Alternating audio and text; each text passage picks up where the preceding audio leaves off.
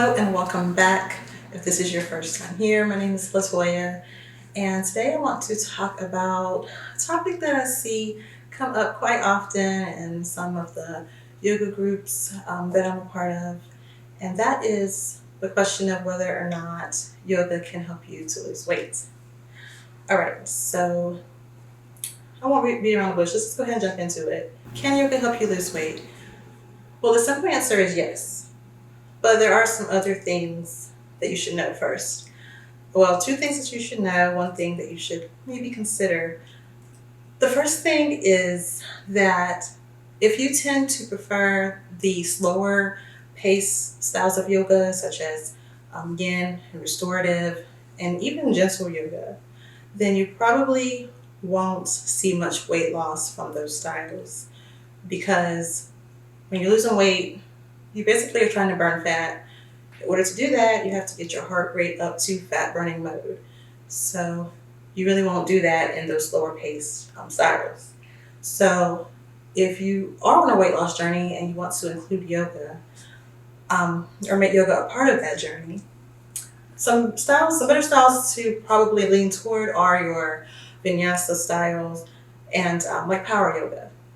Those that are really gonna make you work up a sweat and get your heart rate up. Okay. Now, that's not to say, the slower paced yogas, they could indirectly maybe help you lose some weight. It just depends. Because let's say if you have some, deep healing that needs to be done that causes you to either hold weight or to even overeat, like an emotional eater. Once you do, those more meditative styles of yoga, they may help you to kind of, heal whatever it is that, that needs to be healed so that you can maybe be released from those things. Okay. And then with that healing, you may just naturally make changes that could allow you to shed some weights naturally. But I wouldn't really count on those, if you are wanting to have yoga as one of your main practices to help you lose weight. It's kind of possible indirectly, kind of, sort of, but those faster styles of yoga are going to be probably your best bet. Now, the second thing that you should know is that when it comes to weight loss, most of that has to do with the types of food that you eat. And like we all make decisions as far as what we eat, and we know what foods are healthy and what foods aren't healthy. And it doesn't matter. We can eat what we want. Like Auntie Tab said, that's your business, that's my business. It doesn't matter. We make decisions that we want to make.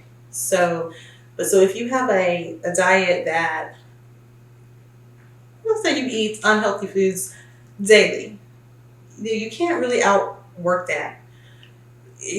So you can, regardless of whether it's yoga or any other type of fitness, you really cannot outwork a bad diet.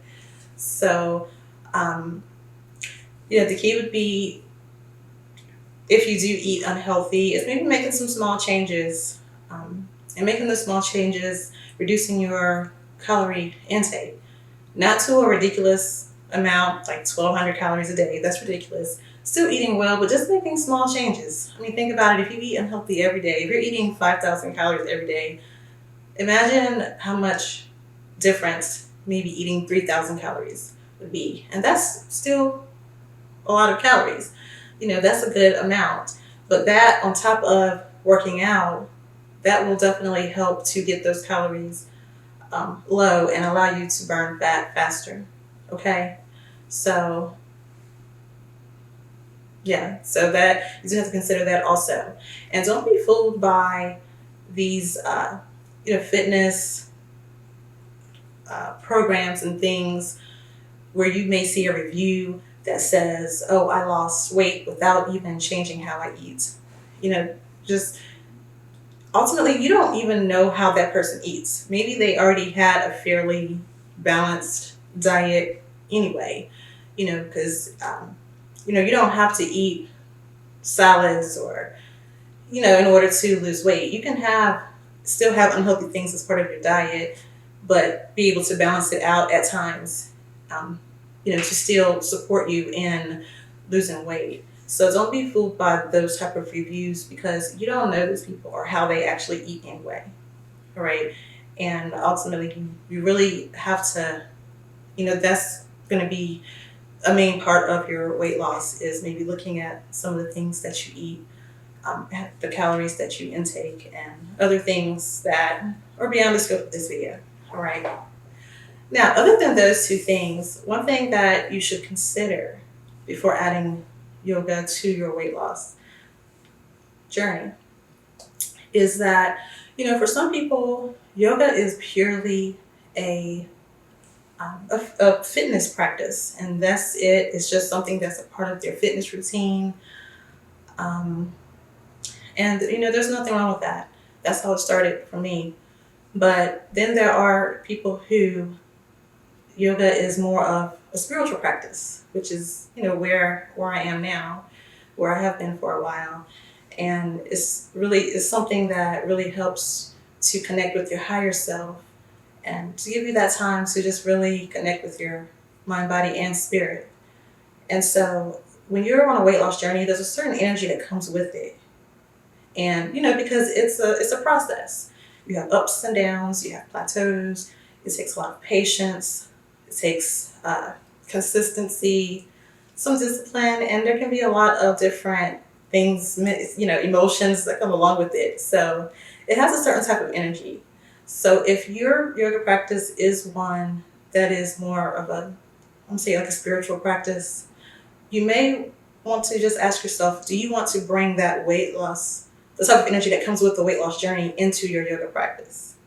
Because something I've learned just from life experience is that you can have something that's really great and that you really love, but one bad experience can really just mess it all up for you and really change the way that you look at it. So just keep that in mind and really think about it, about whether or not, you want to bring that type of energy into your yoga practice. All right, so I hope that this video has given you some insight into the topic of yoga and weight loss. Comment below with any questions that you might have, or your thoughts in general on the topic of yoga and weight loss. Thanks so much for watching. See you next time.